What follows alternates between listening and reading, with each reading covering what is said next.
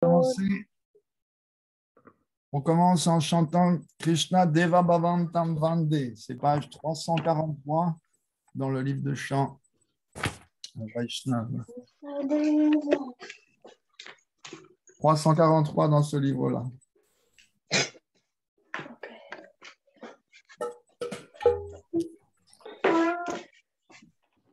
Deva Bhavam Tam Vande.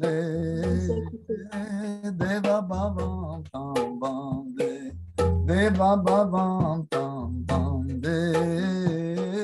Deva Bhavam Tam Vande. Krishna Deva Bhavam Tam Vande. Krishna Deva Bhavam Tam Vande. Manasa Madhukaram Arpayani Japada Pankajam Makarande. Manasa Madhukaram Arpayani Japada Pankajam Makarande. Deva Bhavam Vande.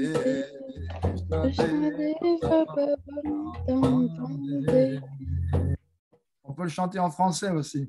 Krishna, c'est toi que je viens prier. Krishna, c'est toi que je viens prier. Que l'abeille de mon mental goûte le miel de tes pieds de lotus à satiété. Que l'abeille de mon mental goûte le miel de tes pieds de lotus à satiété. Krishna Deva Bhavam Tam Vande. Krishna Deva Bhavam Tam Vande. Yadyapi Samadhisho Vidirapi Pashati Natavaganarantarichi. Yadyapi Samadhisho Vidirapi Pashati Natavaganarantarichi. Idamichami Nishavyatavachyuta Tadapi Kripanutavichi. Idamichami Nishamyatavachyuta Tadapi Kripanutavichi. Krishna Deva Bhavam Tam Vande. Krishna Deva Bhavam Tam Vande. Même Brahma ne parvint pas à percevoir l'éclat de tes pieds divins en samadhi. Mais tu es tout puissant, tu peux tout accomplir et rendre possible l'impossible. Krishna Deva Bhavam Tam Vande. Krishna Deva Bhavam Tam Vande. Et là je n'ai pour toi, ô Seigneur Madhava, pas la plus petite dévotion. Et tu es tout puissant, tu peux tout accomplir dans ta clémence qu'on dit infinie. Bhakti Rudam Shati Yadyapi Madhava Nadvaye Mamati Lamatri. Parameshvarata Radapitavadika Durgata Gatana Vidatri. Bhakti Rudam Shati Yadyapi Madhava Nadvaye Mamati Lamatri. Parameshvarata Tadapitavadika Durgata Gatana Vidatri. Krishna, c'est toi que je viens prier. Krishna, c'est toi que je viens prier. Que l'abeille de mon mental goûte le miel de tes pieds de lotus à satiété. Que l'abeille de mon mental goûte le miel de tes pieds de lotus à satiété. Krishna Deva Bhavam Tam Vande. Krishna Deva Bhavam Tam Vande. Manasa Madhukaram Arpayani Japada Pankajam Makarande. Manasa Madhukaram Arpayani Japada Pankajam Makarande. I am a Lord Sanatana Kalita Butara Sabhara Sanatana Kalita Butara Sabhara Vasatone Chami Amritanindini Vrindana Madhuri Masara Vasatone Chami Amritanindini Vrindana Madhuri Masara. Le nectar coule à tes pieds, laisse-moi y demeurer, rien ici ne peut s'y comparer. Le nectar coule à tes pieds, laisse-moi y demeurer, rien ici ne peut s'y comparer. Permets-moi de goûter cette exquise saveur qui est l'essence de toute douceur. Permets-moi de goûter cette exquise saveur qui est l'essence de toute douceur. Krishna, c'est toi que je viens prier. Krishna, c'est toi que je viens prier. Que l'abeille de mon mental goûte le miel de tes pieds de lotus à satiété. Que l'abeille de mon mental goûte le miel de tes pieds de lotus à satiété. Krishna Deva Bhavam Vande, Krishna Deva Bhavam Vande. Krishna He, Krishna He, Krishna He, Krishna He, Krishna He, Krishna He, Krishna He, Krishna He. Jaya Rupa Goswami, Jaya Rupa Goswami, Rupa Goswami, Jaya Rupa Goswami, Jaya Rupa Goswami, Jaya Rupa Goswami, Rupa Goswami, Jaya Rupa Goswami. Hare Krishna, Hare Krishna, Krishna Krishna, Hare Hare, Hare Rama, Hare Rama, Rama Rama, Hare Hare, Hare Krishna, Hare Krishna, Krishna Krishna, Hare Hare, Hare Rama, Hare Rama, Rama Rama, Hare Hare, Hare Krishna, Hare Krishna, Krishna Krishna, Hare Hare, Hare Rama, Hare Rama, Rama Rama, Hare Hare, Hare Krishna, Hare Krishna, Krishna Krishna, Hare Hare, Hare Rama, Hare Rama, Rama Rama, Hare Hare, Hare Krishna, Hare Krishna, Krishna Krishna, Hare Hare, Hare Rama, Hare Rama, Rama Rama, Hare Hare, Hare Krishna, Hare Krishna, Krishna Krishna, Hare Hare, Hare Rama, Hare Rama, Rama Rama, Hare Hare. Jayo Radhe, Jayo Radhe, Jayo Radhe, Jai Shri Radhe, Jayo Radhe, Jayo Radhe, Jayo Radhe, Jai Shri Radhe, Jayo Shri Radhe, Jayo Shri Radhe, Jayo Shri Radhe, Jayo Shri Radhe, Jai Jai Shri Radhe, Shyam.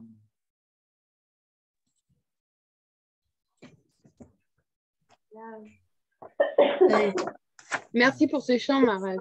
C'est vrai qu'il était... Je ne savais pas qu'il était chanté en français aussi. J'ai composé quelques chants comme ça quand j'avais mes enfants, pour leur apprendre le sens des bhajans qu'on chantait, pas juste chanter quelque chose qu'ils ne comprennent pas. Donc j'avais pris le temps de calculer le même nombre de pieds, le même rythme, pour qu'on puisse le chanter. Puis j'avais écrit sur des grands cartons la ligne en sanskrit avec en dessous une autre couleur en français. Et comme ça, on pouvait suivre. Ah ouais, On a fait un magnifique. petit livre, un petit livret comme ça avec une vingtaine ou une trentaine de chants non, principaux, comme ça. Et on a toujours dit qu'on voulait faire une cassette ou un CD avec, mais on ne l'a toujours pas fait. La dernière fois que j'ai vu ça d'Alanda, il m'a dit oui, il faut absolument qu'on le fasse depuis le temps. Ça fait plus de 20 ans, je crois qu'on a fait ça. Ah oui, mais ce serait vraiment magnifique, hein. Waouh, c'est vraiment beau, hein. Donc là, on va commencer notre Madhurya Kadambini, la deuxième session. Avant toute chose, je vais offrir mon hommage à mes maîtres spirituels. Je suis le Prabhupada, je suis la Govinda Maharaj, je suis la Bhaktivedanta Narayana Goswami Maharaj Gurudev, je suis la Bhaktivedanta Madhusula Maharaj Shrimati Krishna Priya Thakurani et tous les Vaishnavas assemblés. Acceptez, je vous prie, mes humbles hommages. Donc, on a vu la dernière fois ce verset fabuleux de Mangala Charan d'introduction qui compare la miséricorde de Mahaprabhu à un grand banc de nuages, mais qui dispense à la place de pluie le nectar le plus doux. Et cette miséricorde, qui est caractéristique de l'incarnation du Seigneur, elle est dite Nirankush, incontrôlée, incontrôlable. Krishna lui a donné carte blanche. Donc, elle peut se distribuer à sa guise. Alors, on sait que Srimati Radhika, elle est Bhakti Devi. Elle est la source même de la Bhakti. Hein?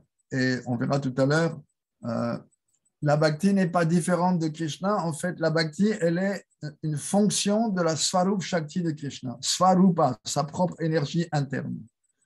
Donc, la Bhakti, c'est l'essence de deux éléments sur les trois éléments qui constituent Swarup Shakti, Sandhini, Samvit et Ladini.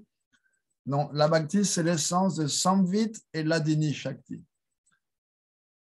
Donc, ce n'est pas quelque chose qu'on peut faire, c'est quelque chose qu'on doit nous accorder. Et ça, Vishwanath Chakravarti le développera un peu plus tard. On y verra, on y reviendra. Krishna est complètement indépendant et la Bhakti aussi est complètement indépendante. Et c'est pour ça qu'ici, il est dit qu'elle est Nirankush.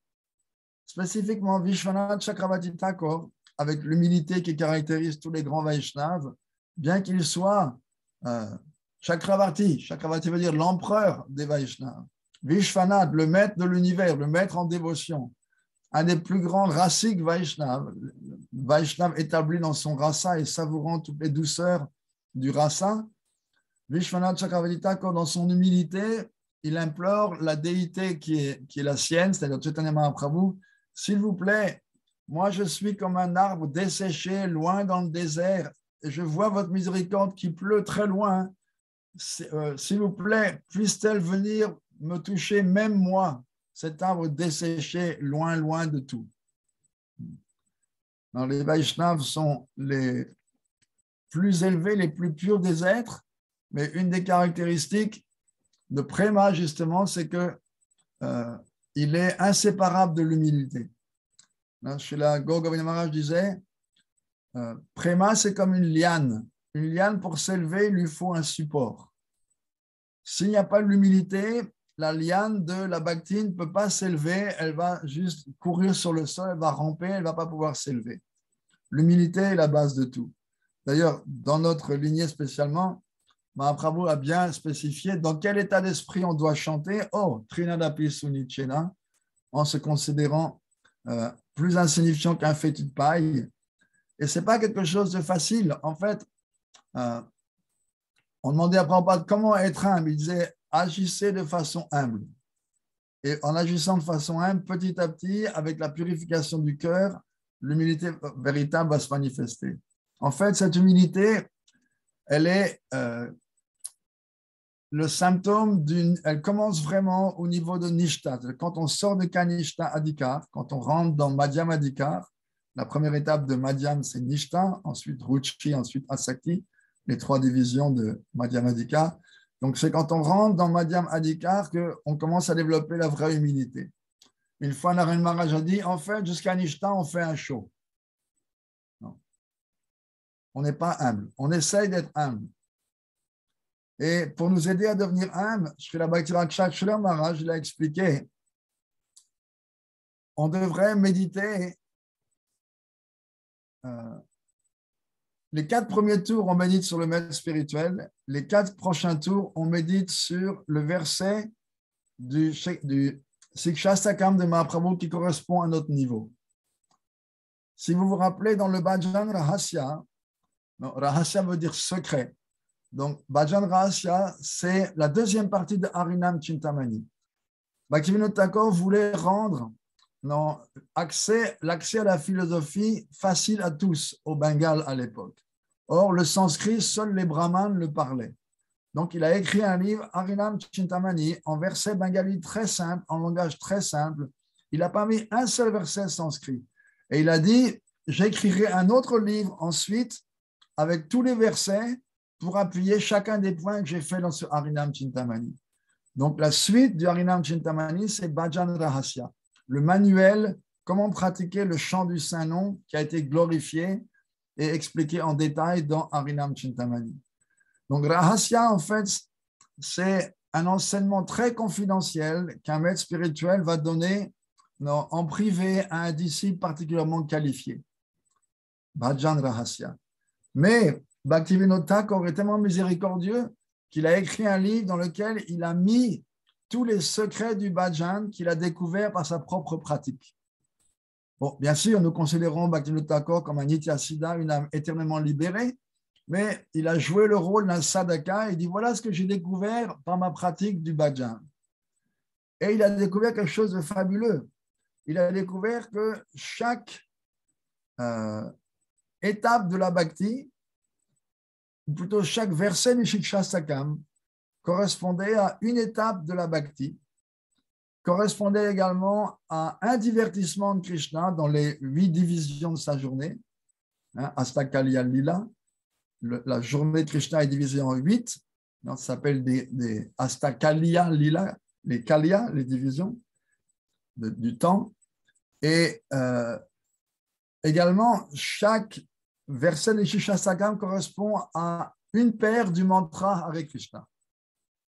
Donc, si on dit Hare Krishna dans le Mahamantra, le premier, ça correspond à Shraddha, la foi, ça correspond au premier verset du Sikshastakam et ça correspond à Nishanta Lila, lorsque la nuit s'achève et Radha et Krishna se séparent et rentrent chez eux, chacun de son côté. Non. Désolé d'être séparés, parce que Yogamaya a un tel pouvoir, c'est que bien que Radha et Krishna se rencontrent depuis l'éternité, chaque fois qu'ils se voient, c'était comme si c'était la première fois. Non. Krishna demande à Subal, qui c'est cette jeune fille? Dis-moi, dis-moi.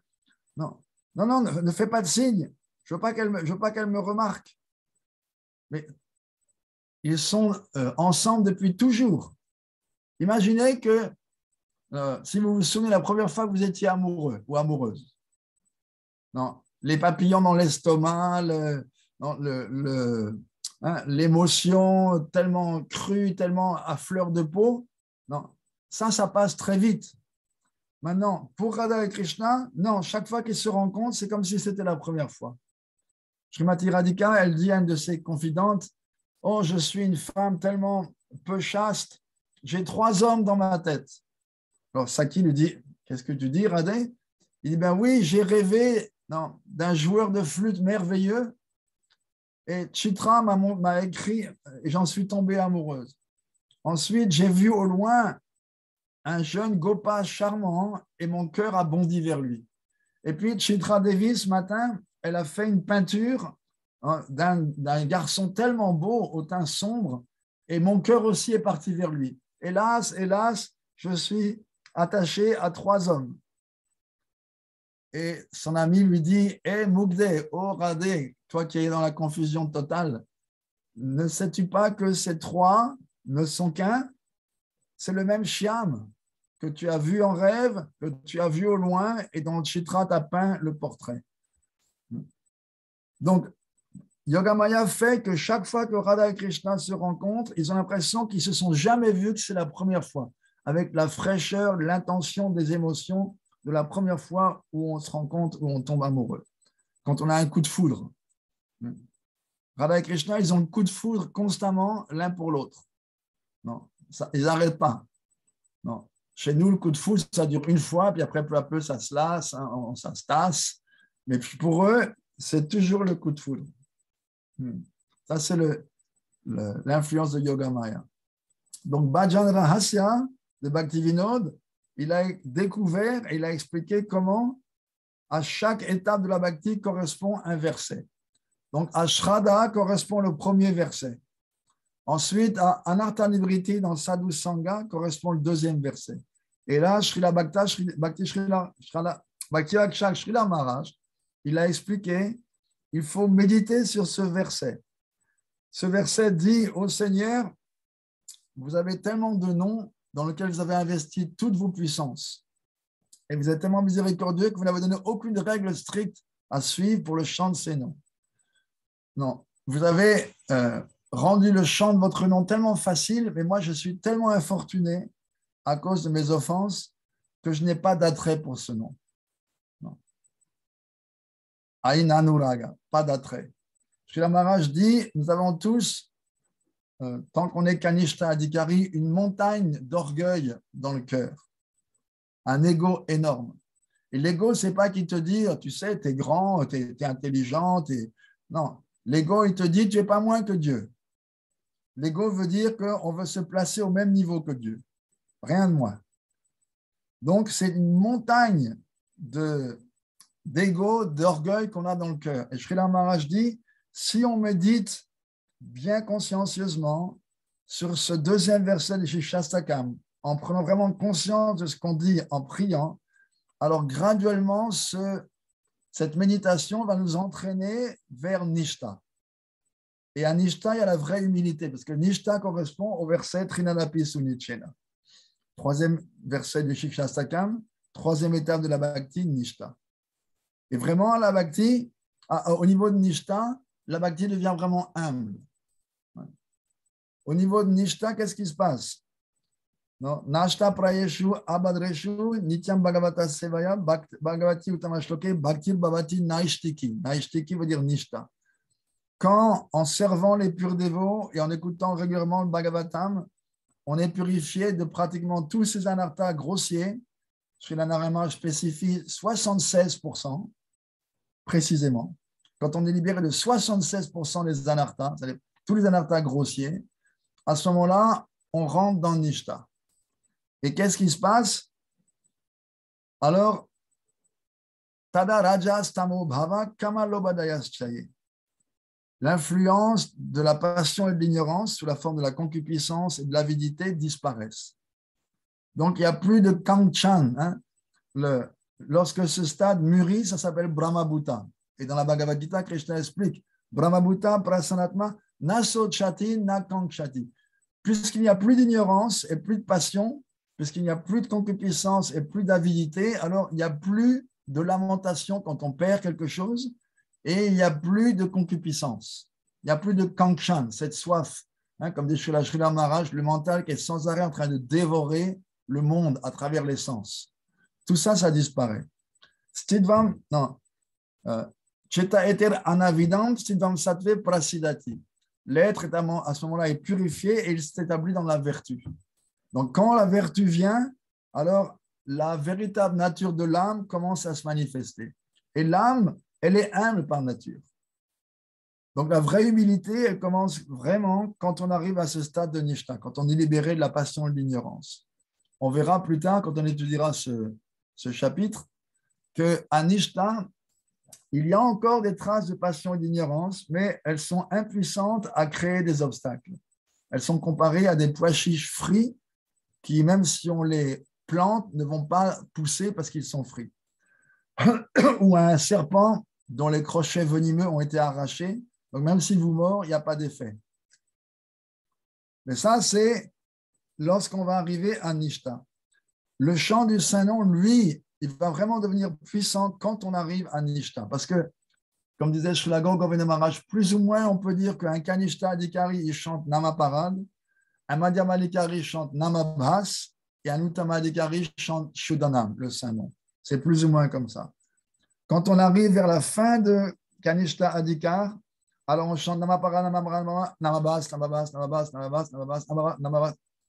C'est mélangé, Namapara, et de plus en plus Namabas, Namabas. Ensuite, quand on rentre vraiment dans Nishta, il n'y a plus de Namapara. C'est Namabas, Namabas, Namabas, Namabas. Et Namabas qui s'intensifie de plus en plus, qui purifie de plus en plus. C'est ce qu'on appelle le stade purificateur, le clearing stage, hein, les trois étapes du Saint-Nom. Et Srila Gordona, j'expliquais, une fois, dans notre chant, on va prononcer un Shuddhanam.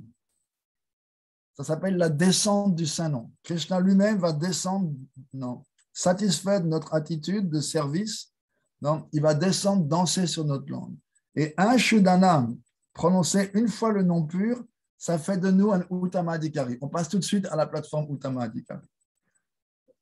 J'avais demandé à Srila Gorgon Maharaj, mais si on chante une fois Shuddhanam, pourquoi on ne chante pas deux fois? Il dit, quand tu chantes Shuddhanam, après tu chantes plus autre chose que Shuddhanam.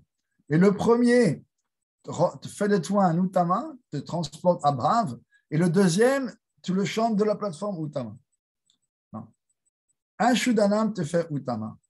Et un Shuddhanam te montre la forme de Krishna.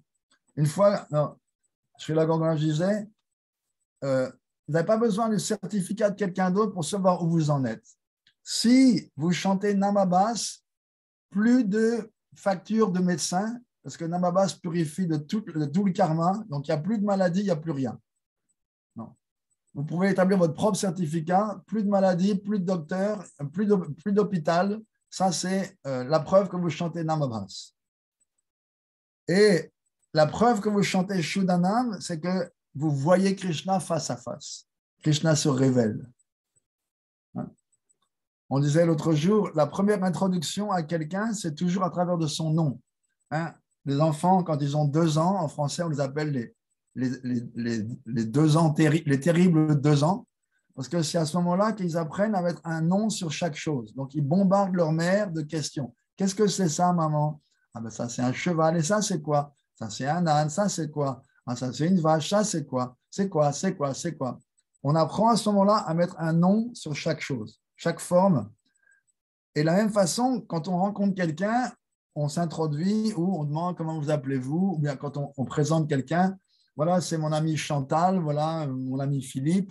Et de la même façon, dans le Harinam Chintamani, Bhaktivinoda Thakur explique que la première introduction à Krishna, c'est à travers son nom. Le Jiva n'a pas d'autre accès au Seigneur à part son nom. C'est pour ça qu'on essaie tellement, dans notre prédication, de faire chanter le mantra aux gens. Parce que le fait de chanter automatiquement connecte quelqu'un avec Krishna. Et le fait de chanter attache quelqu'un à Krishna. Plus on chante, plus on s'attache à Krishna. Et on a besoin de s'attacher à lui, puisque pour ne pas avoir voulu s'attacher à lui et le servir, on s'est attaché à tellement de choses, il y a tellement d'êtres dans ce monde. Et on ne peut pas se détacher de quelque chose ou de quelqu'un sans s'attacher à quelque chose de meilleur ou quelqu'un de plus attirant. On est attaché à Maya, donc pour se détacher, il faut goûter quelque chose de supérieur. On est attaché aux gens de ce monde, que ce soit notre épouse, nos enfants, notre mari, etc., petit ami, etc. Si on veut se détacher de ces personnes, il faut s'attacher à Krishna. Et la façon la plus puissante et en même temps la plus simple pour s'attacher à Krishna, c'est la répétition de son nom.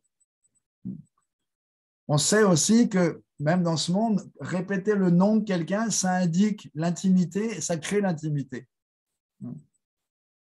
Si par exemple, la première fois que vous êtes introduit à une femme, on vous dit, voilà, Marie, et vous vous mettez à répéter Marie, Marie, vous dire, c'est qui ce type-là, là? Première fois qu'on se voit, et puis il commence à répéter mon nom, on n'a pas gardé de cochon ensemble. C'est quoi cette histoire?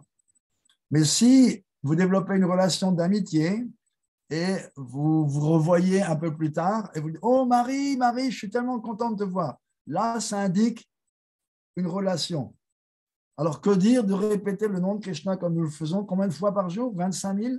16 tours, ça correspond plus ou moins à 25 000 noms. Mais comme on n'est pas attaché à Krishna, ça prend tellement de temps à se détacher des autres pour s'attacher à lui. C'est pour ça qu'on nous prescrit de chanter un minimum de 16 tours. Et encore, Une fois, ils ont demandé à Srila Bhakti Pramod Puri Maharaj, c'est quoi l'effet de chanter 16 tours?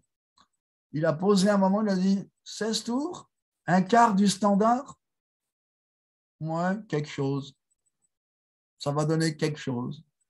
Parce que lui, il insistait toujours que leur maître spirituel, Saraswati Thakur, leur avait dit, modelez votre journée de telle façon que vous pouvez chanter 64 tours. Et Saraswati Thakur était tellement strict. Prabhupada disait, il aurait accepté aucun d'entre nous comme disciple. Saraswati Thakur disait, il faut, si on ne chante pas 64 tours, on est considéré comme déchu. Et vous vous rappelez peut-être de cette histoire de Chaitanya Mahaprabhu, un jour déclarant à tous ses fidèles, à partir d'aujourd'hui, je ne mangerai que dans la maison des millionnaires, les Lakpati. Alors, tous les dévots, les pauvres brahmanas ont commencé à se lamenter, mais les millionnaires, mais nous, on est pauvres, comment est-ce que... Alors, ça veut dire qu'on ne pourra plus l'inviter chez nous, il ne pourra plus bénir notre maison. Donc, ils ont exprimé leur doute, et Mahaprabhu dit non, Lakpati veut dire quelqu'un qui chante un lac de nom. Un lac, ça veut dire 100 000, ça veut dire 64 tours. Donc, Mahaprabhu insistait en disant, si vous avez foi en moi, si vous avez de l'affection en moi, alors s'il vous plaît, chantez ce mantra en tout temps. Il n'y a aucune règle pour le chanter. Vous pouvez le chanter même dans les toilettes. Vous pouvez le chanter n'importe où, il n'y a aucune règle. Il n'y a aucun endroit qui est considéré hors limite pour chanter le Saint-Nom. Aucune circonstance, aucun endroit. Ouais. 16 tours, ça fait... Non, ce n'est pas 1728, non. C'est 1728 mantras. 1728 mantras, Oui, ça fait... Multiplié par 16, ça fait plus ou moins 25 000, grosso modo. Et donc, 4 fois 16, 4 fois 25 000, ça fait 100, un lac. En fait, si on calcule, ce n'est pas exactement un lac. Je crois que 60 tours, bah, si quelqu'un prend une calculette, il peut calculer. Qu'est-ce que ça fait? Mais je crois que 100 000 noms, ça fait un peu moins que 64 tours. C'est ça, 27 648. Alors, multiplié par 4, ça donne quoi? Kalavati, Didi? Elle doit avoir une calculatrice parce qu'elle nous a sorti le... Ou alors un crayon, je ne sais pas. C'est Mani Manjari. Non, Catherine Lucas Morin, c'est Kalavati. Ah ouais, d'accord. Mani Manjari, c'est Catherine Nicolas. Ça fait 108 000, non? Quelque chose donc, comme ça. C'est un peu plus que 64 tours, c'est un peu plus que 100 000 noms. 110 000, je crois que j'ai vu. 110 592. Voilà. Donc, grosso modo, donc, ça fait 100 000, un lac.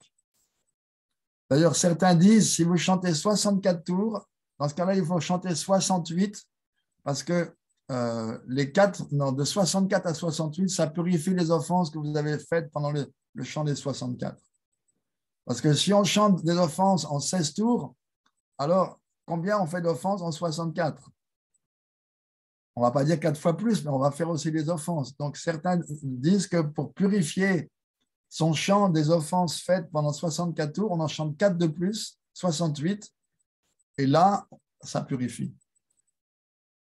Et c'est vrai que quand on chante 64 tours, on a une conscience complètement différente. On a une conscience complètement différente. Il n'y a pas photo. Ben, c'est bien simple. Si on passe 4 fois plus de temps à chanter le Saint-Nom, c'est-à-dire on est 4 fois plus de temps en contact avec le mantra, avec le Seigneur, donc c'est sûr que la purification ne peut pas être la même. C'est pour ça que Prabhupada, au début, il avait demandé à ses disciples, quand il est venu en Occident, de suivre le standard de la Gaudiya Math et de chanter 64 tours. Les dévots ont essayé, ils n'ont pas pu, ils ont dit Prabhupada, on ne peut pas, ça nous prend toute la journée, même on n'y arrive pas. Il a dit, bon d'accord, 32, vous connaissez l'histoire. Ils ont essayé, mais même 32, Prabhupada, elle a dit, ok, 16 minimum, pas un de moins. Et pourtant, comme le standard c'est 16, eh bien, on voit que souvent les dévots ne chantent pas 16 tours. Dans une réunion, j'ai pris l'habitude de ne plus poser la question parce que je m'aperçois que j'embarrasse tellement les gens. Dans une réunion de dévots, ce n'est pas que tout le monde chante ses 16 tours. à part en Russie. Un jour en Russie, j'avais un groupe de dévotes dans une ville, il n'y a pratiquement que des dévotes dans cette ville, pas de dévots. Hein. On a des temples en Russie où il y a 85, 90 ou 95% de dévotes et très peu d'hommes, très peu de dévots. Donc, on était en train de chanter des astakam, Lalita astakam, etc., Ganga astakam, Jamuna astakam. Et moi, je suivais sur mon lit, puis à un moment, j'ai levé les yeux, j'ai vu que toutes les dévotes, elles connaissaient les astakam par cœur. Elles les chantaient régulièrement. Alors, je dis, ouh, bon, d'accord. Je leur dis, OK, je vois que vous êtes très assidus au chant, puisque vous les chantez par cœur. Combien de tours vous chantez? Moi, seulement 25, 32, 64. J'ose pas le dire en public. Et une nouvelle, qui était une prof de yoga super sadvique, ça faisait 2 ans qu'elle était là, elle chantait 1 lac et demi. 64 tours plus la moitié. 152 tours. Ah, elle n'était pas mariée, elle n'avait pas d'enfant. Non. Mais mon premier élève russe, je lui ai dit, tu vois, là, d'un côté, il y a 16 billes, et là, d'un côté, il y a 4. Non.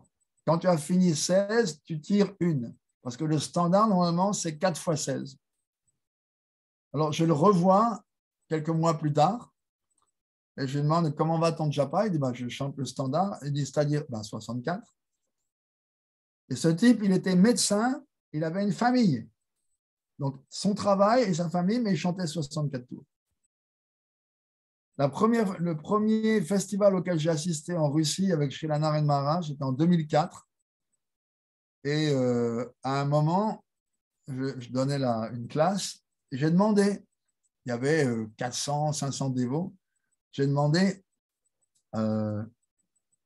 combien de tours est-ce que vous chantez en moyenne? Qui chante? Non, 64 tours. Et une trentaine de mains se sont levées. La plupart, c'était des dames. Hein, pas juste des femmes, hein, des dames avec des chignons, des dames d'un certain âge. Elles chantaient 64 tours. C'était des mères de famille. Certaines d'entre elles travaillaient encore, mais elles chantaient 64 tours. Personne ne chantait moins de 16 tours. C'est le seul endroit au monde où j'ai vu ça. À part au Mexique, un dévot qui lui chantait 32 tours par jour. Sinon, 16 tours maximum. Mais en Russie, 64 tours, c'est relativement, on peut dire, commun, relativement courant. Ils sont vraiment, quand ils font quelque chose, ils le font vraiment sérieusement. C'est pour ça que tous les gourous d'ISKCON se sont précipités en Russie, parce qu'il y a plus de dévots russes que tous les autres dévots que les dévots de tous les autres pays réunis, à part l'Inde. Que ce soit dans ISKCON, que ce soit dans la Gaudiya Math. Ils sont vraiment en demande. Je pense peut-être parce que c'était derrière le rideau de fer. Les dévots aussi des pays de l'Est, ils sont très, très enthousiastes. Ils veulent savoir, ils ont des questions, ils veulent pratiquer. Ils sont avides. Et quand j'allais en Ouzbékistan, par exemple, j'y étais pendant des années, avec la traduction, les programmes duraient 5 heures, 6 heures le matin et un autre programme le soir. Non. Les dévots, ils partaient à minuit. Ils ne prenaient même pas le prachat pour pouvoir attraper le dernier bus ou le dernier train. Ils mettaient tout le prachat mélangé dans un sac et ils partaient. Mais ils voulaient absolument le programme. Alors là, j'y passais 13 jours. On ne peut pas avoir un visa plus que 13 jours. Mais c'était 13 jours intenses. 2 programmes de 5 à 6 heures par jour. Et bombardés de questions et vraiment, vraiment enthousiastes. Ça fait vraiment plaisir. Donc, Krishnadas Kaviraj Goswami, il a établi la parfaite conclusion dans Chaitanya Charitamrita. Qu'est-ce que c'est? L'essence de Krishna, c'est l'essence de Dieu, c'est Madhurya, la douceur. Hein? Avant, Rupa Goswami, les acharyas en général ont toujours présenté la grandeur de Dieu. Donc, tout le monde pensait que, oh, Narayan, il est, non, Dieu. L'essence de la divinité, c'est sa majesté, Aishvarya. Non. Alors, avant Rupa Goswami, il y a eu quelques Vaishnavas comme Jayadev Goswami, comme Chandidas, comme Vidyapati. Ils ont touché des choses très élevées. Ils ont touché le domaine de Prema, en décrivant les relations de Radha Krishna, leurs relations amoureuses. Mais ils n'ont jamais expliqué, ils n'ont jamais développé, ils ont décrit, ils ont chanté les divertissements intimes de Radha Krishna. Donc, ils ont touché le sujet, mais ils ne l'ont jamais développé. Et donc, tout le monde, en général, pensait que l'essence de Dieu, c'est Narayan, c'est sa grandeur. Et à partir de Rupa Goswami, ça a été établi que non, l'essence de la divinité, ce n'est pas sa grandeur, l'Aishvarya, mais c'est sa douceur. Et ici, Krishnas Kaviraj Goswami dit, non, Madhurya Bhagavata Sala, l'essence de la qualité même de Dieu, c'est Madhurya.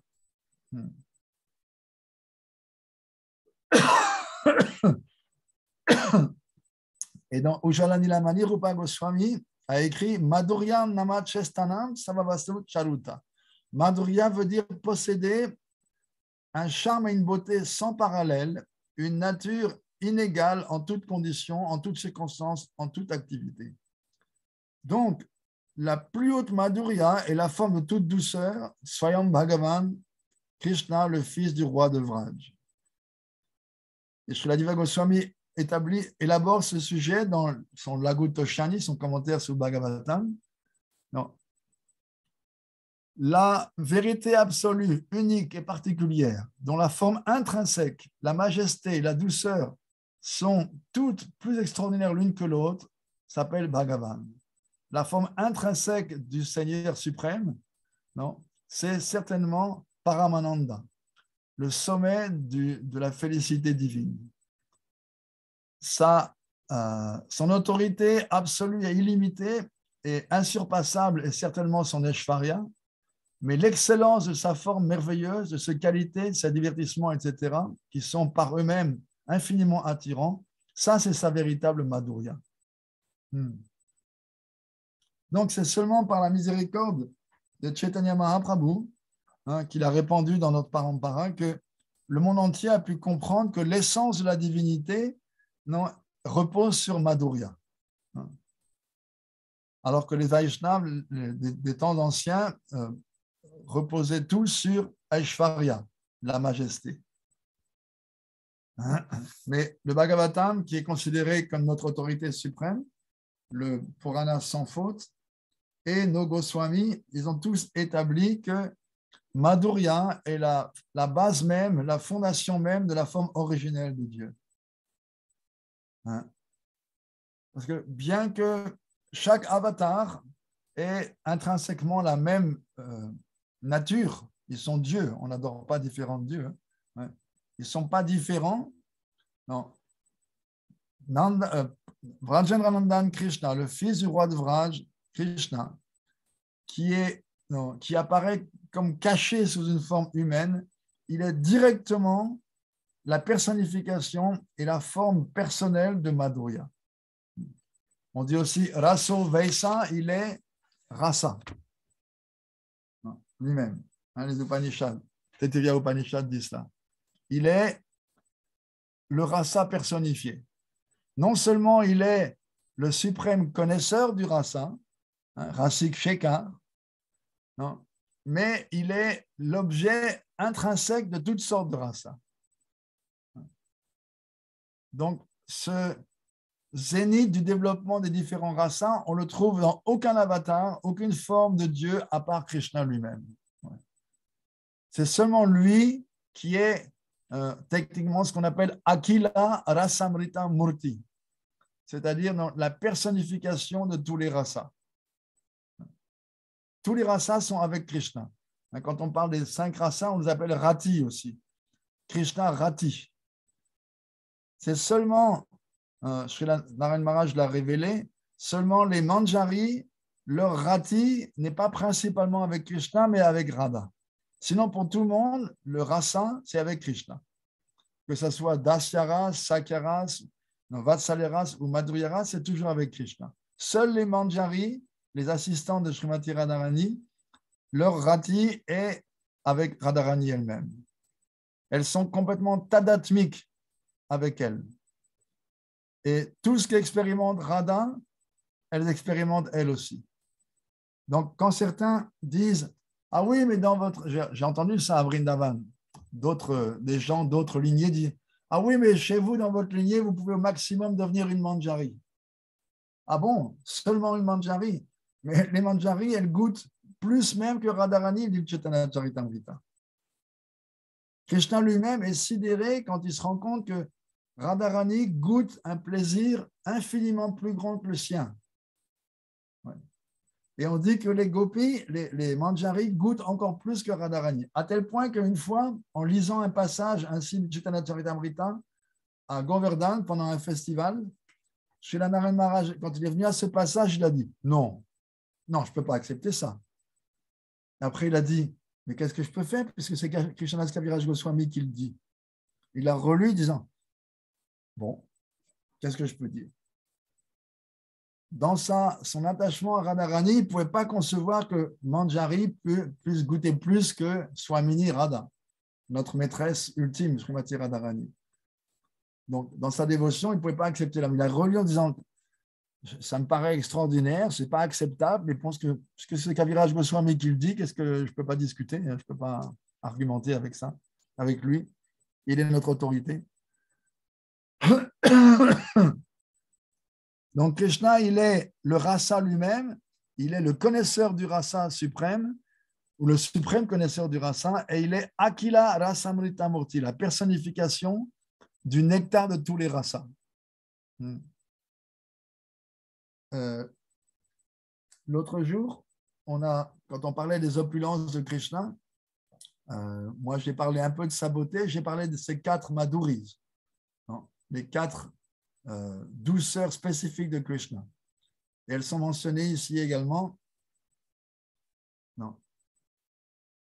C'est seulement dans la forme de Krishna qu'on trouve ces 4 aspects de douceur uniques. On ne trouve dans aucune autre forme de Krishna, aucun avatar. Ce sont Lila Madhuri, Prema Madhuri, Venu Madhuri, Rupa Madhuri. La douceur de ses divertissements, la douceur de son amour, ses échanges amoureux, la douceur du chant de sa flûte et la douceur de sa beauté. Elles sont percevables uniquement dans leur forme complète dans la personne de Krishna. Chaturda Madhuristasya Vraja Eva Virajate. Dans Laghu Bhagavatamrita, Rupa Goswami décrit que ces 4 douceurs, elles brillent constamment seulement à Vrindavan. Et là, Srila Narayana écrit que ce livre, c'est également comme un Madhurya Kadambini, c'est également comme un banc de nuages qui fait pleuvoir le nectar les 4 douceurs de Krishna qu'on vient juste de mentionner. C'est pour ça que l'auteur également a nommé son texte Madhurya Kadambini. D'un autre côté, Madhurya Tattva, c'est-à-dire la vérité, le Siddhanta à propos de la douceur absolue, c'est très difficile à réaliser, donc c'est très confidentiel. À part recevoir la miséricorde de quelqu'un qui savoure lui-même ses Madhurya, c'est-à-dire par la miséricorde de Bhagavan lui-même ou de ses dévots, on ne peut pas la savourer soi-même. C'est quelque chose de très, très confidentiel.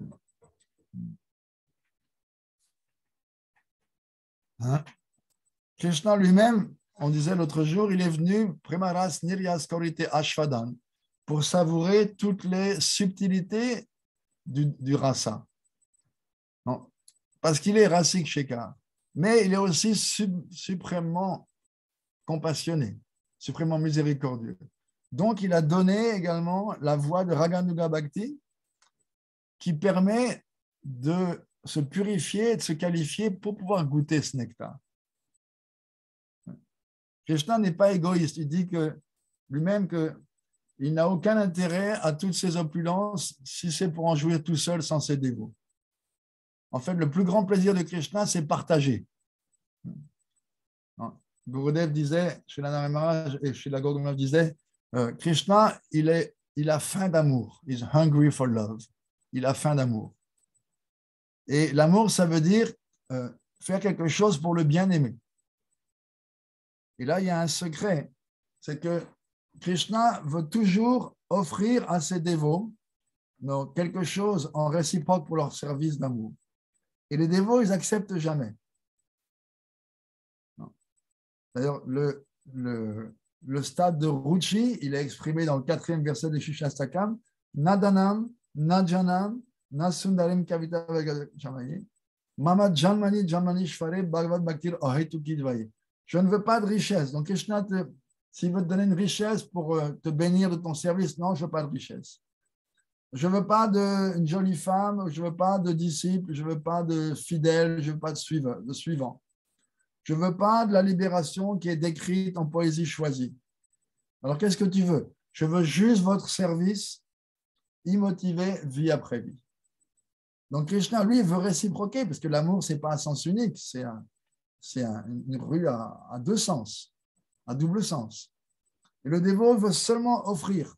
Krishna veut offrir en retour, mais le dévot n'accepte pas.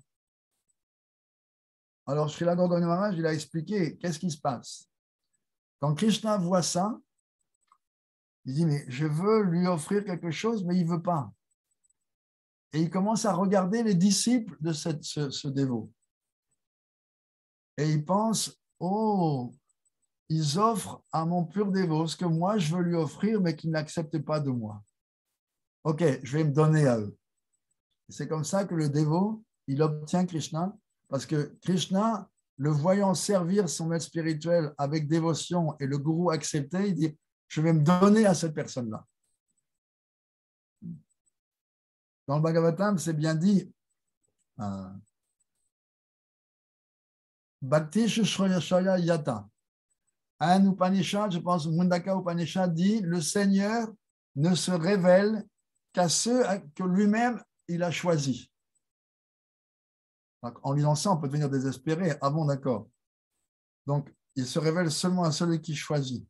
Alors, comment il va me choisir moi? Ça risque pas, c'est pas de Malaveille qui va me choisir. Comment est-ce qu'il va me choisir? Et Krishna donne lui-même dans le Bhagavatam une indication. Non, Guru Shushaya Yata. Je me donne, je choisis ce disciple qui sert son maître spirituel avec beaucoup d'affection. Comme si c'était un membre de sa famille, avec cette intimité-là. Ce qu'on appelle Vishrambhena Guru Seva. Dans les 64 sortes de bhakti, toutes les premières, c'est à voir avec Guru Tattva. Première chose dans la bhakti, Ado Guru Pada Ashraya. Au début, on doit prendre refuge au pied d'un maître spirituel authentique. Ado Guru Pada Ashraya. D'ailleurs, le Hari Bhaktivilas précise, tant qu'on n'a pas reçu initiation, on ne reçoit que 1% du bénéfice de ses activités dévotionnelles. 1% seulement. Et tout ce qu'on fait avant l'initiation, tout le service qu'on peut faire, le fruit, ça va être l'initiation. Et tout ce qu'on fait après l'initiation, le fruit ultime sera préma. Mais avant l'initiation, tout ce qu'on fait, chanter, servir, ça va donner initiation. Ça, c'est son fruit. Après l'initiation, on ne goûte plus seulement, on n'a plus seulement 1% du bénéfice de ces pratiques, on a tout le bénéfice. Avant l'initiation, 1%, selon Hari Bhaktivilas. Et donc, c'est le maître spirituel qui nous connecte. C'est pour ça que la première chose que Rupa Goswami dit dans les 64 formes de bhakti, Ado, au début, Guru Pada Ashraya. On doit prendre refuge au pied du maître spirituel. Ensuite, on doit recevoir Siksha, des enseignements de lui. Ensuite, on doit accepter initiation, recevoir Diksha.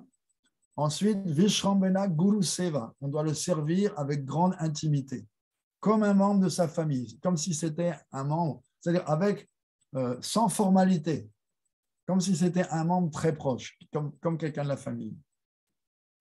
Et Krishna dit, je me donne à ce disciple-là. C'est lui que je choisis et c'est à lui que je me révèle. Est-ce qu'il y a des questions? jusqu'à maintenant? Des protestations, Oui, des bonnes résolutions. pas des protestations, mais des questions plutôt. Moi, je me demandais, c'est pas notre maître spirituel qui nous donne la vraie humilité. La vraie humilité, tout comme l'avidité spirituelle, est donnée par le Shiksha Guru. Donc, l'humilité, c'est notre Gurudev qui nous la donne ou C'est toujours une combinaison. Hein. Il y a la bhakti, elle va sur deux rails. Miséricorde et sadhana, la pratique personnelle. Les deux doigts qui manquaient à Yashoda pour attacher Krishna. Ouais. L'effort du disciple et la miséricorde. Ce n'est pas juste la miséricorde, ce n'est pas juste la sadhana, c'est la combinaison des deux. Donc, bien sûr, on a toujours besoin de la miséricorde du gourou, mais c'est bien expliqué, Sridhar Maharaj l'explique bien, c'est en méditant avec humilité sur ce verset, ce deuxième verset du Shikshastakam, que peu à peu, on va être attiré vers Nishta, sortir du Kanishta Adhika et s'établir dans la vraie humilité qui vient avec Nishta. Avant Nishta, il n'y a pas de véritable humilité. On essaye, on fait preuve d'humilité, c'est pour ça qu'on dit on doit offrir un service très insignifiant, très humble, balayer. Je me rappelle quand je suis arrivé à la rue Le Sueur, moi qui viens d'une vieille famille aristocrate, ma grand-mère habitait juste dans le 16e, juste à côté. Mon premier service, c'était, après le Mangol Arti, alors que tout le monde chantait Japon, c'était sortir les poubelles. Ah oui. Ouais. Et après, il fallait reprendre une douche et après aller laver les casseroles, hein, les gros pots, les casseroles dans la cuisine. Sous l'égide d'un dévot très Prabhava Vigraha qui était super strict et maniaque. Et ensuite, couper les légumes. Alors, les légumes, il fallait les couper exactement comme il disait. Non, pas comme ça, comme ça. Waouh! Pour développer l'humilité, s'abandonner, arrêter d'être indépendant. D'ailleurs, Srila Gangam Maharaj disait on doit servir sans duplicité. Nishkapat seva. Nishkapata. Kapatya, c'est la duplicité. Alors, un jour, je lui ai demandé, mais vous parlez toujours de Nishkapatya seva, de Kapatya, la duplicité. Vous dites, ah oui, celui-là, il était rempli de duplicité. C'est quoi la duplicité? Il a dit, c'est désirer, c'est maintenir un autre intérêt que Krishna. Je dis, mais comment un nouveau dévot peut être exclusivement concentré sur Krishna sans avoir d'autres intérêts ou d'autres attachements? C'est bien possible, mais il faut briser son faux ego. Donc, non, on dit que son service est rempli de duplicité. J'ai beau essayer d'argumenter, non, rien à faire. Non, son ego doit être brisé. Non. Parce que l'ego, il ne faut pas oublier, Brak numéro Adin, non, ça c'est en russe, pardon. L'ennemi public numéro 1. Le faux ego, c'est ce qui remplace le moi quand on tourne le dos à Krishna. Il y a deux égos. L'ego véritable, c'est je suis le serviteur éternel et aimant de merveilleux Krishna. Ça, c'est l'ego véritable. Et quand l'âme refuse de faire ça, alors Maya le recourt avec une autre conception, un autre abhiman. Non. Comme quoi, on est le jouisseur légitime de ce monde. Donc, on est en compétition avec Krishna. On n'accepte pas d'être son serviteur. À tel point que les gens préfèrent se suicider dans le Brahman plutôt que servir Krishna. Ils préfèrent éteindre leur individualité en se fondant dans la lumière divine ou dans le vide pour les bouddhistes plutôt que s'abandonner. Comme dit Sridhar Maharaj, les âmes conditionnées, elles ont la même mentalité que Satan dans l'enfer de Dante. Non. Mieux vaut régner en enfer que servir au paradis. Ça, c'est la mentalité de l'âme conditionnée. Et ça, c'est dicté par le faux ego. Donc, le faux ego, c'est l'ennemi public numéro 1. Et chaque fois qu'on peut lui donner un bon coup dans la gueule, il faut le faire. Il ne faut pas hésiter. Dès qu'il se manifeste, il faut lui taper dessus. Il faut le remettre à sa place. Parce que sinon, Si on développe la connaissance, mais on ne développe pas l'humilité, on ne brise pas son ego, alors ça devient dangereux. Hein? La connaissance sans humilité, elle est dangereuse. On a vu tellement de gens devenir vraiment fiers de leur connaissance et, comme on dit, l'orgueil vient avant la chute et ensuite tomber. Des dévots hyper experts, pouvant présenter la philosophie de façon merveilleuse, mais parce qu'ils n'ont pas cultivé l'humilité en parallèle, ils sont tombés de leur position. Maya les a fait tomber. D'accord. Donc, c'est toujours une combinaison de miséricorde et de sadhana. La pratique dévotionnelle et la miséricorde du gourou. Les deux vont ensemble. D'accord. Donc, J'avais le une question. vrai... Ouh là là. Je voulais juste demander, donc le vrai ego, c'est l'âme, c'est ça? Oui, le vrai ego, c'est la conscience originelle de l'âme. Je suis la servante éternelle et aimante du merveilleux Krishna. D'accord. Ça, ce n'est pas différent de l'âme. C'est la conscience naturelle de l'âme. Mais quand on a eu l'opportunité, le choix entre servir Krishna et pas servir Krishna, hein, quand on était dans ce qu'on appelle la condition tatasta, à la limite, à la frontière des deux mondes, là où se touche le monde matériel et le monde spirituel, à ce moment-là, le jiva, il lui est donné l'opportunité. Parce que s'il n'y a pas de choix, il n'y a pas d'amour possible. Et Krishna, il ne veut pas des robots, il ne veut pas des esclaves, il veut de l'amour. Et l'amour, ça veut dire je choisis librement d'aimer. Donc, on a reçu ce choix. Sarasvati Thakur explique que le jiva, dans cette condition-là, il est complètement pur. Il n'y a même pas la graine du désir matériel en lui, mais il a la possibilité d'accepter le service de Krishna ou d'y être indifférent.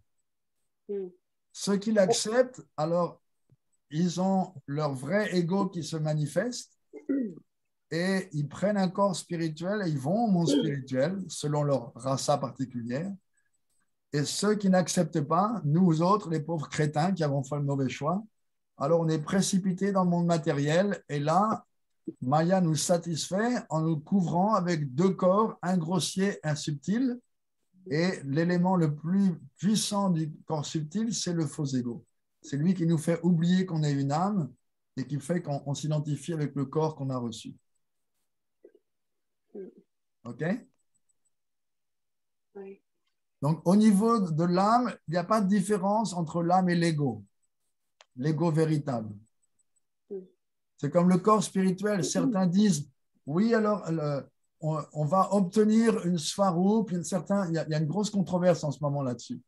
On obtient sa svarup selon la fréquentation qu'on a. Alors, si on fréquente un dévot qui est dans Madhurya Ras, alors on va développer une svarup dans Madhurya Ras. Si on fréquente un dévot dans Sakya Ras, on va développer une svarup dans Sakya. Mais en fait, la svarup, elle n'est pas différente de l'âme. C'est juste qu'elle n'est pas manifestée dans la condition tatasta, elle n'est pas manifestée dans mon matériel, mais elle n'est pas différente de l'âme. C'est la vraie personne. C'est juste qu'elle n'a jamais été, elle n'a jamais fonctionné, non, jusqu'à maintenant. Dans la condition tatasta, la svarup n'est pas manifestée. Elle est là présente, mais elle est comme latente, on peut dire. Ça veut dire que chacun, il a déjà son svarup, mais il n'est pas encore manifesté. Voilà, exactement. Parce qu'il y a une théorie dans ISKCON comme quoi on est tombé du monde spirituel. Mais ça, c'est une mauvaise compréhension. C'est la théorie officielle dans ISKCON, mais ce n'est pas la juste compréhension. Prabhupada n'a jamais directement dit ça. Au début, quelquefois, en parlant à des nouveaux dévots pour simplifier, il dit oui, vous étiez avec Krishna, vous avez fait une erreur et vous êtes ici. Mais il n'a jamais mis ça dans ses livres, dans ses tenues reportées. Parce que ce que Prabhupada a dit, il y a une gradation, il y a une hiérarchie. Il y a ses livres, ça c'est absolu. Après, il y a les classes, après, il y a les lettres personnelles. Alors, mais la philosophie de tous nos acharyas, c'est que le jiva n'a jamais été dans le monde spirituel avec Krishna. Il provient du tata, il provient du regard de Mahavishnu vers Maya. Et là, quand le jiva est dans le regard de Vishnu, à ce moment-là, il a le choix. C'est ça la condition tatasta. Il a le choix d'accepter de servir Krishna ou d'être indifférent. OK? C'est ce que dit Gaur Govinda Maharaj, qu'en fait, si on sera tombé du monde spirituel, ça veut dire qu'on n'a pas de choix, en fait, qu'on doit l'avoir choix. Donc, c'est pour ça qu'on n'a jamais été dans le monde Oui, spirituel. on On n'a jamais tombé du monde spirituel. On ne peut pas tomber du monde spirituel parce que nous n'avons pas la même origine. Il y a deux sortes de jiva. Il y a les Nitya Siddha et les Nitya Baddha. Nitya Siddha veut dire éternellement libéré. Éternellement, ça veut dire ça ne peut pas changer. Tu ne peux pas être éternellement libéré et puis après devenir pas libéré. Ça veut dire que les gens ne savent pas le sens du mot éternel. Éternel, ça veut dire une situation stable sans changement. Une condition qui ne change pas. En plus, dans le monde spirituel, tout le monde est rempli de préma pour Krishna. Une des définitions de préma donnée par Rupa Goswami, c'est que même s'il y a des obstacles à préma, au lieu de s'affaiblir, préma mange l'obstacle. Jiva Goswami donne l'exemple comme un lion qui tue un éléphant et qui le mange et qui est plus fort après l'avoir tué et mangé. De la même façon, préma, quand il y a des obstacles, il les tue et il en devient plus fort.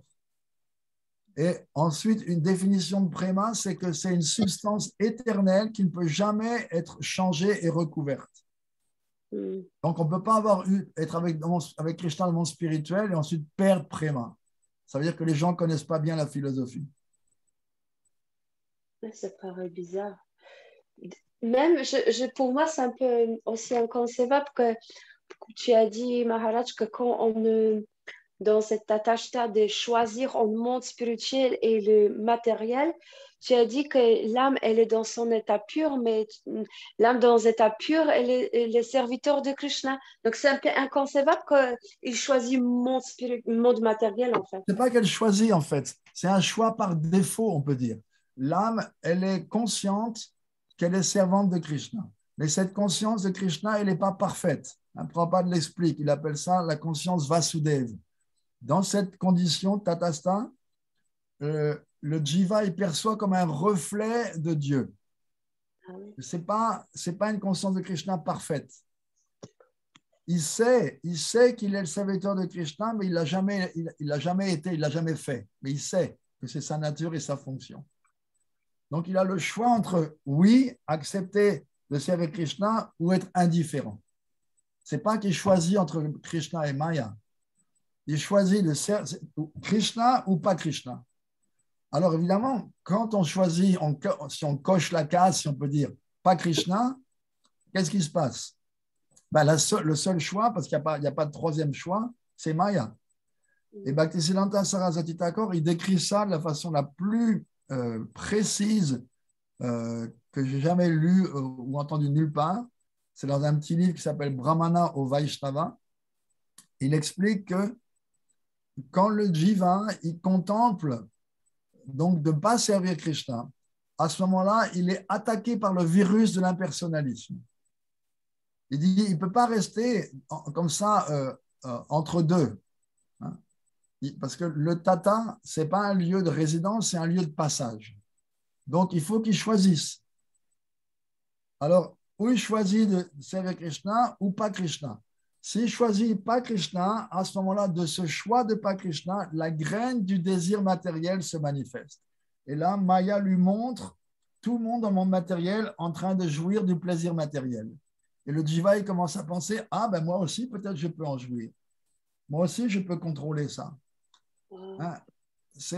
En psychologie, on dit que quelque chose qui nous est supérieur, soit on peut en être jaloux, soit on peut en avoir peur, soit on peut avoir du respect.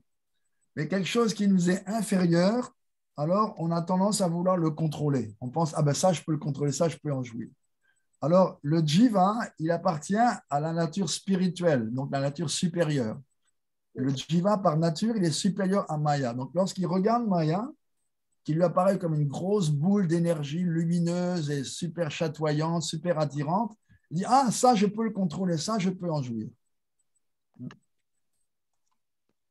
C'est comme les hommes, par tradition, par conditionnement, ils pensent que les femmes leur sont inférieures, en général. Donc, ils pensent, je peux en jouir, je peux la contrôler, je peux en jouir parce qu'elle est moins. Ouais.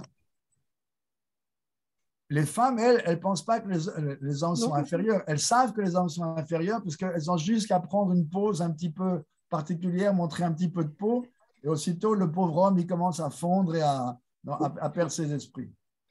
Donc, elles savent qu'on peut le contrôler facilement. Il faut juste regarder ou prendre une pose particulière ou montrer un petit peu de peau. Voilà. Mais en général, c'est ça. On pense que quelque chose qui nous est inférieur, on peut le contrôler. Donc, lorsque le jiva regarde l'énergie matérielle qui lui est inférieure, une fois qu'il a tourné le dos à Krishna, donc il a renoncé à la case service de Krishna, à ce moment-là, Maya manifeste deux pouvoirs. Prakshepaatmika Shakti, Avaranatmika Shakti. Elle jette le jiva dans le monde matériel et elle recouvre sa conscience.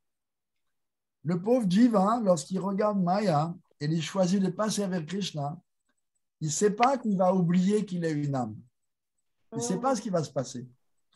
Srila Narmaj demande, il dit, c'est comme un enfant, un bébé qui n'a jamais touché du feu. Le feu, imagine le feu pour un enfant.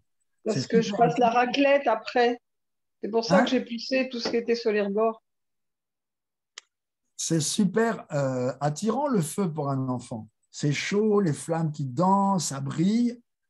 Et avant qu'un enfant n'ait touché le feu, il ne peut pas savoir ce qui va lui arriver. Donc, quand le jiva, il n'a pas accepté de servir Krishna, mais il regarde Maya, il ne sait pas ce qui va se passer. Il ne sait pas qu'il va oublier qu'il est une âme. Il ne sait pas qu'il va oublier qu'il est le serviteur de Krishna.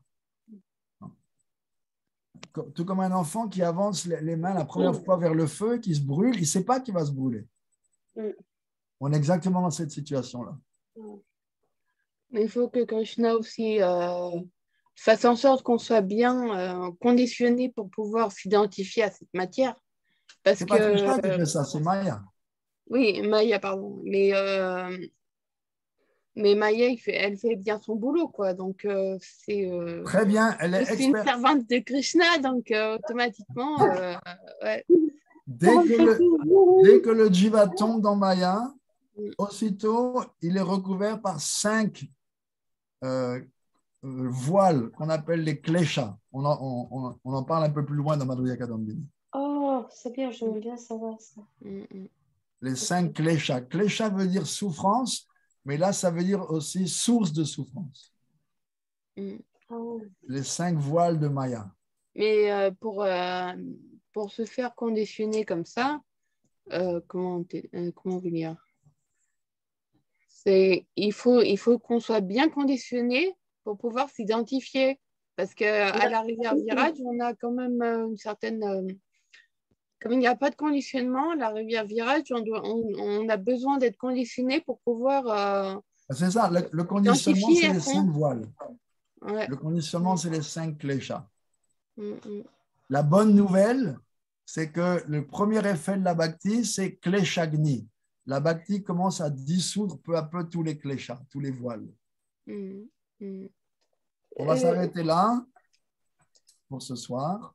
D'accord. Merci. 20h44, ça fait 1h15. Voilà. Personne d'autre, quelqu'un qui a pas posé de questions, quelqu'un d'autre éventuellement, une dernière petite question. Ananga, Manjari, ou alors Kalavati, ou Narayani? Oui, moi je voulais poser une question. Ah oui, c'est vrai, tout à l'heure. Oui, je voulais savoir comment un pur dévot il peut se sentir déchu. C'est la nature même de la pure bhakti. Elle est inséparable de l'humilité. Krishna lui-même est super humble. Nous, quand on pense à Krishna est Dieu, donc il a la position de Dieu, mais Krishna lui-même, il est super humble. Gurudev, il expliquait pendant la danse rasa, Krishna, il mettait son bras autour des gopis en les suppliant, s'il vous plaît, ne me laissez pas tout seul, ne m'abandonnez pas. Krishna, lorsqu'il joue de la flûte pour appeler les gopis au milieu de la nuit, chaque gopi entend son nom, Esho, Esho, Radhe, Esho, Esho, Lalite, Esho, Esho, Vishake. Chacune entend son propre nom Et qu'est-ce qu'elle entend? Je suis tout seul, je ne peux pas vivre sans vous, s'il vous plaît. Non, sans vous, sans toi. Chacune n'entend que son nom et chacune pense qu'il y a que Krishna n'appelle qu'elle. Et Radharani, qui est encore plus élevé que Krishna, parce que Krishna, il fascine tout le monde, mais Radharani fascine même Krishna. Elle est Madame Mohan Mohini, comme vous le savez. Radharani, elle est tellement humble. Quand Krishna lui dit, Radha, tu sais, je vais retourner dans mon matériel parce que à la fin de mon séjour, je leur ai dit dans la Bhagavad Gita qu'il fallait s'abandonner. Mais je ne leur ai pas montré comment il fallait faire. Donc, il faut que je retourne pour me montrer l'exemple. Mais je vais prendre tes sentiments et tes émotions. Et Radharani, qu'est-ce qu'il lui répond? Qu'est-ce que tu vas t'embarrasser des émotions d'une pauvre fille à moitié folle comme moi? Voilà ce que Radharani dit. Elle qui est la déesse suprême, Paramadevata, elle dit, qu'est-ce que tu vas t'embarrasser des émotions d'une pauvre folle comme moi? Radharani, elle est la servante parfaite de Krishna. Personne ne peut servir Krishna comme elle. Mais elle pense, non, toute seule, je ne peux pas servir Krishna. Je ne peux pas le satisfaire. Et c'est pour ça qu'elle se manifeste sous la forme de tant de gopis. Toutes les gopis sont ces kaya vyuha. Tout comme Krishna a des expansions, Radharani a des expansions. Il y a les expansions masculines de Krishna, il y a les expansions féminines de Radha. Non. Les gopis, les Lakshmi, les reines de Dwarka. Ça, c'est les expansions de Radha. Donc, le pur dévot, comme il est un serviteur ou une servante de Srimati Radharani, ressent la même chose. Oui, oui. Il est Par rapport à l'humilité. Il est tadatmique. Et si Radharani est triste, les Banjari ne peuvent pas être joyeuses. Si Radha est triste, elles sont tristes. Si elle est joyeuse, elles sont joyeuses. Elles n'ont aucun intérêt à quoi que ce soit d'autre. Elles ont complètement tué en elles toute autre source d'intérêt. Srila Gurudev, il explique, si par exemple Krishna il s'approche d'une Manjari, parce que Krishna est très attiré par les Manjari, parce qu'elles servent Radharani tellement bien, et lui veut la servir aussi, parce qu'il l'aime tellement. Et quand il voit qu'elles sont la perfection du service, donc il est attiré par elles. Et si Krishna s'approche d'une Manjari et la prend dans ses bras, alors qu'est-ce qui se passe? Gurudev dit, la Manjari, elle se laisse tomber auprès de Krishna en disant, tu ne sais pas que je suis une Radha Dasi?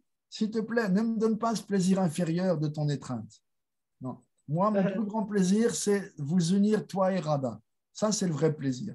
Et là, tu veux me prendre dans tes bras? Non, ne me donne pas ce plaisir inférieur. Ça ne m'intéresse pas. Super. Elles ont abnégation totale et c'est pour ça qu'elles jouissent encore plus de bonheur spirituel que Radha elle-même. Parce qu'elles ont complètement mis de côté leur propre recherche de bonheur, complètement mis de côté leur satisfaction personnelle. Elles sont l'emblème parfait de la bhakti. Oui. Super, merci beaucoup. Merci pour la question. Super. Ok, eh ben, on se revoit.